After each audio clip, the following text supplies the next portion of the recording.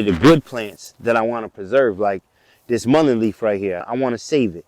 You can put it into a container, like this one right here. I put this into a container. Yeah, I didn't want to lose the plant, but I needed to clear the space. Now that I have it in a container, I could either let it continue to grow right here out of the container, or I could transplant it to another area. It's mad easy to get them out of the ground.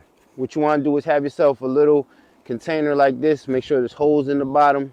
I put a little compost, but I'm gonna use a lot of the soil that's already here. I want to get under the roots, so I kind of put it in an angle, and I pretty much just go around the base of this plant. I'm trying to keep those roots intact, and I'm just gonna carve out the base right there, like that. Boom, that's the mullein leaf plant. Roots are pretty much intact, so I could go ahead and put that right here in this container. Could pack it in with a little bit more compost.